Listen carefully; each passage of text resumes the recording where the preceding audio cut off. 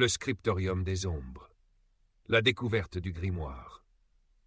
Hildrick Malin, un libraire au regard pensif, cultivait depuis longtemps une passion singulière pour les ouvrages anciens. Installé dans une rue oubliée par le temps, entre des écopes décrépites et poussiéreuses, il était le propriétaire du scriptorium des ombres, un nom choisi à dessein, car rares étaient les âmes qui y pénétraient. La lumière du jour avait du mal à s'immiscer dans cet endroit, comme si elle craignait de déranger quelque chose de plus ancien, de plus profond. Hildrick se plaisait à déambuler entre ces étagères branlantes, caressant du bout des doigts les reliures écaillées des grimoires poussiéreux qu'il chérissait plus que tout. Un après-midi, alors qu'il cherchait à réparer une étagère qui menaçait de s'effondrer, il sentit sous ses doigts une aspérité anormale dans le mur. Il tira doucement une brique, dévoilant une cavité dissimulée, où reposait un livre enveloppé de cuir ancien, aussi noir que la nuit. Curieux, Hildrick examina le grimoire, un objet hors du commun. Des inscriptions en une langue oubliée étaient gravées dans la couverture, vibrant presque imperceptiblement sous ses doigts, et les symboles semblaient changer à chaque regard, glissant comme de l'encre vivante. Il n'y avait pas de titre, pas de signature, rien qui puisse trahir l'origine de cet ouvrage. Un frisson parcourut son échine, mais l'excitation de la découverte fit taire ses craintes. Hildrick était habitué à l'inattendu dans son métier, mais ce livre lui semblait différent, comme si un voile étrange se levait devant ses yeux. Il décida de l'emporter chez lui, son esprit tourbillonnant d'interrogations, l'odeur du cuir ancien restant accrochée à ses doigts comme un rappel silencieux. Le pouvoir insoupçonné. Ce soir-là, dans son modeste appartement au-dessus de la librairie, Hildrick installa le grimoire sur son bureau. La pluie tombait drue contre les fenêtres, créant une mélodie monotone qui accompagnait son travail. À la lueur d'une lampe à huile, il ouvrit prudemment le livre, qui émit un léger craquement, comme si l'air n'avait pas été admis entre ses pages depuis des siècles. Les premières lignes qu'il lut étaient écrites dans une langue qu'il ne connaissait pas, mais qui pourtant semblait danser devant ses yeux, s'infiltrant dans son esprit comme une mélodie familière. Incapable de résister, il lut à haute voix un passage décrivant un paysage montagneux, où vivait un dragon aux écailles scintillantes. Soudain, l'air autour de lui se condensa, une brume opaque émergeant des coins de la pièce.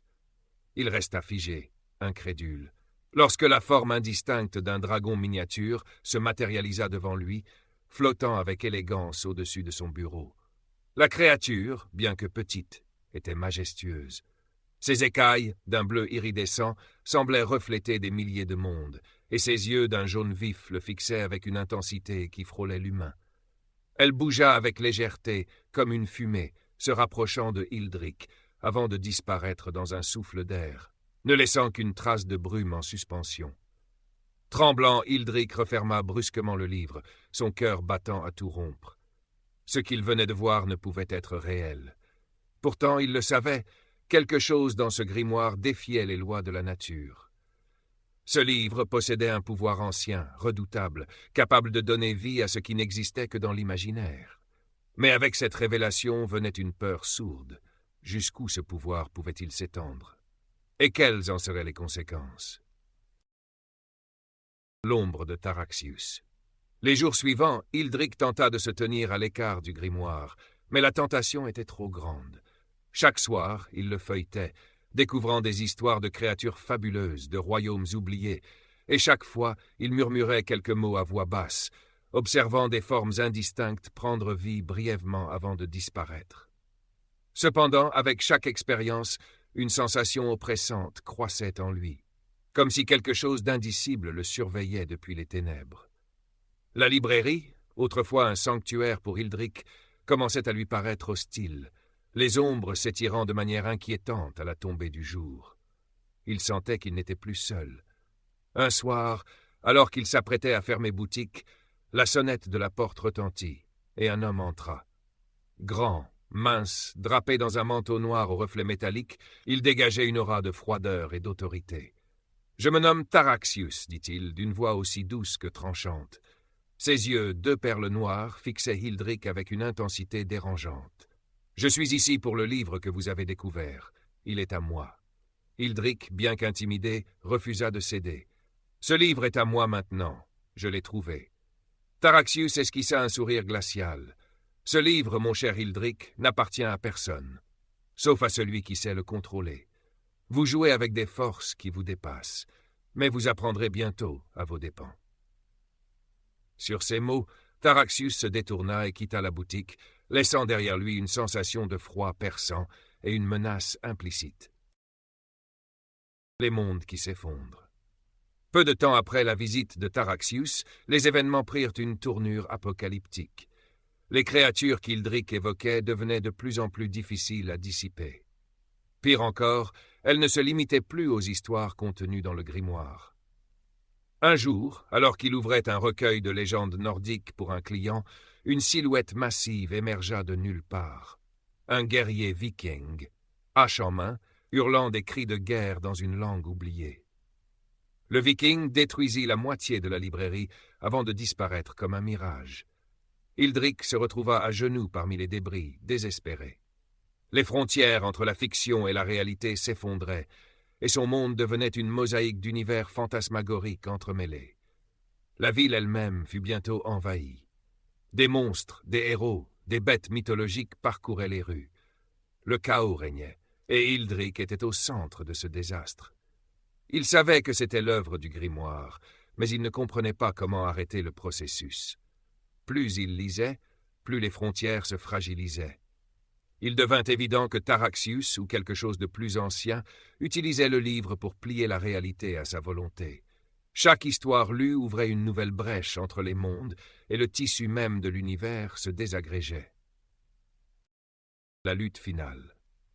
Désespéré, Hildrick passa des nuits entières à déchiffrer les symboles du grimoire, tentant de trouver un moyen de refermer les brèches qu'il avait ouvertes.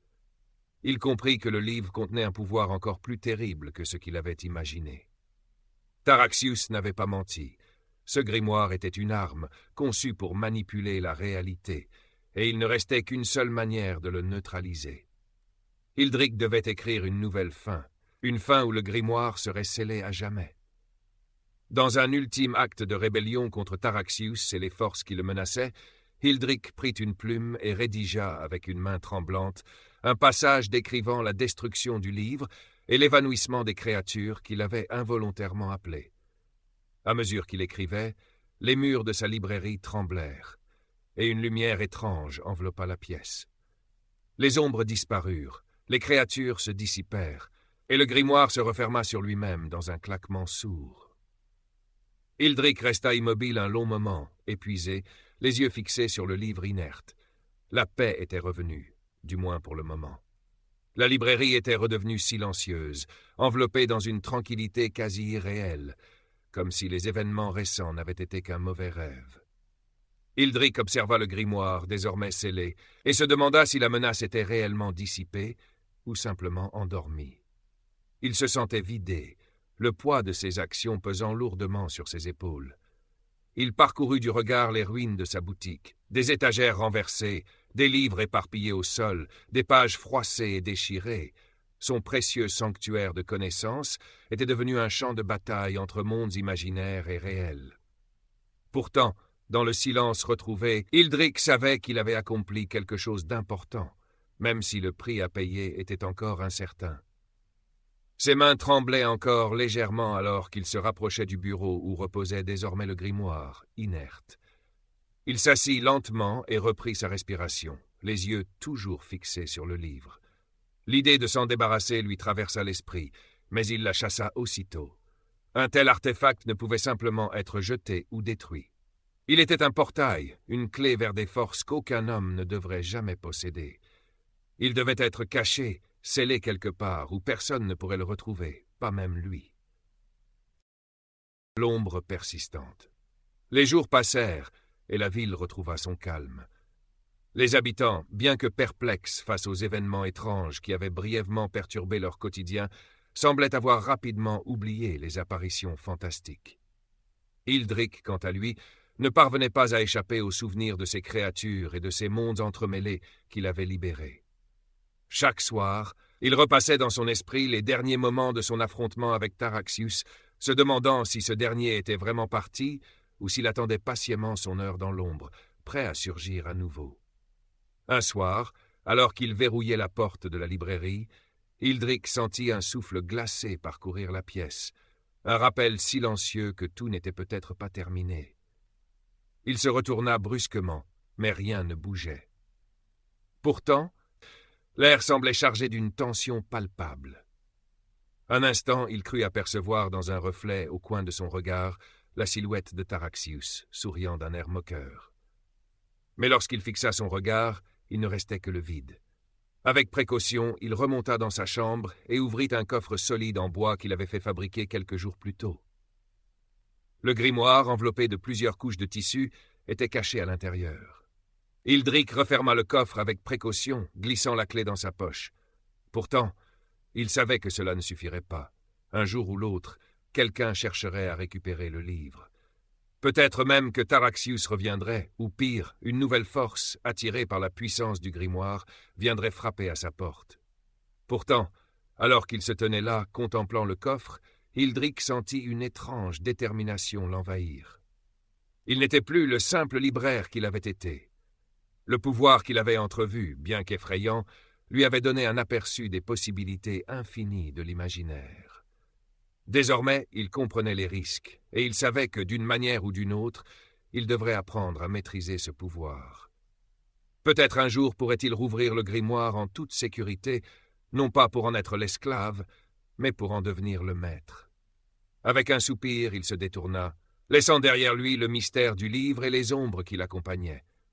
Mais au fond de lui, une voix chuchotait, subtile et insidieuse. Le pouvoir de l'imagination n'a pas de limite. Et parfois, c'est ce qui